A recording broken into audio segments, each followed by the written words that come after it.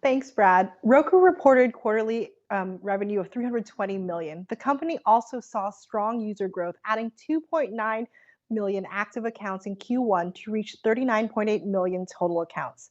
It also saw streaming hours surge by 1.6 billion, bringing streaming to a record 13.2 billion hours. That's a 49% increase year over year. But despite the strong results, Roku stock was down 7% today. Let's bring in Roku CFO Steve Louden to discuss. Thanks so much for joining us today, Steve.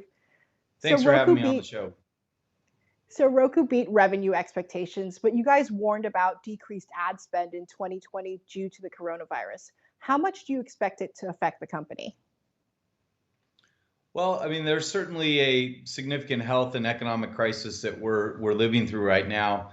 We feel relatively fortunate to be in a position where we're more relevant to consumers, content producers, and advertisers. Yeah, our business model has three phases: growing scale of the platform, driving engagement, and then monetizing. So in terms of the short-term impacts on the business, as you mentioned, we've seen robust growth on active accounts and streaming hours. In fact, in April, our active accounts were up, driven by new accounts growing 70% year over year. Streaming hours grew 80% year over year. And then on the monetization side, we have some positive and negative trends. And we mentioned that we think the ad business will continue to grow substantially, albeit at a slightly slower pace than what we originally anticipated as a result of the coronavirus impacts. I want to touch on that last point. You said Roku is well positioned. I know in the letter to investors, you said it was because the shift of ad money really is coming from traditional TV and towards streaming platforms like yours. Can you expand on that for us a little bit? Sure. There are a couple factors in the ad business right now. Certainly, US advertising spend is declining, and we're not immune to that, like all aspects of the ad ecosystem. But unlike many of the other parts of the ecosystem, there is a shift to streaming going on, both in terms of viewership, and the budgets are moving over following that viewership.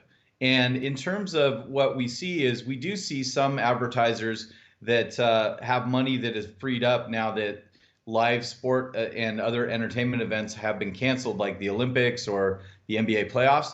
They're taking some of that savings and reducing their budgets, but they're also increasingly looking to make sure that they can tell that they're generating a return on their investment on marketing. And since Roku offers targeted, measurable advertising, and the viewership is surging over to streaming and Roku in particular, then some advertisers are looking to move more of their budgets over. So we think there's a combination of those two factors that will still allow our ad business to grow substantially, but it will be a bit slower than it otherwise would have been had the coronavirus not occurred in the short term. Having said that, we do believe that these trends related to the coronavirus and the resulting economic uncertainty are actually accelerants for the long-term trend towards streaming in terms of cord cutting and budgets, advertising budgets and content moving over to the streaming world. So yeah, speaking of increased streaming, you guys hit 1.6 billion additional streaming hours just this past quarter. You now have 38.9 million active accounts. What do you think that says about our pandemic viewing habits? Well, certainly in the short term, as people stay at home more and as they're more economically conscious, streaming has become even more relevant to most people's lives. We actually ended the quarter with 39.8 million active accounts and announced that subsequent to that in April, we passed the 40 million active account mark, which is a big milestone. But we anticipate that these are short-term trends, but they're emblematic of a shift that was already going towards streaming from linear TV and for people cutting their cable cords. So I always talk about Roku's dual revenue stream. How did your hardware business fare this quarter? And are more people buying Roku-enabled devices and Roku-enabled TVs? Yes. So yeah, as you mentioned, we have a three-phase business model in terms of growing scale. We do that by selling players ourselves, and then our TV partners sell TVs. Our new accounts were up 70% year over year in April. That was driven by strong sales of both players that we sell to retailers as well as our TV partners strong Roku TV sales. So as people got these stay-at-home orders, it seemed like one of the things they wanted to do to set themselves up for increased time at home was to shift to streaming and to buy Roku TVs and Roku players. One thing I wanted to ask you is you're a Bay Area business, and I was wondering how the shutdowns in California and especially the Bay Area have affected your day-to-day at Roku.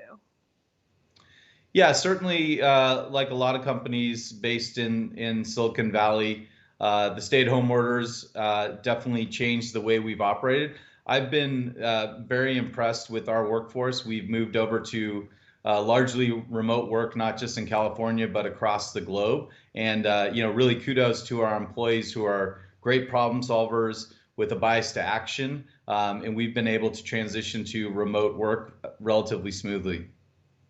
And one last thing, I know you stepped down from Roku in December. Are there any updates on your plans? Are you staying with the company a little bit longer?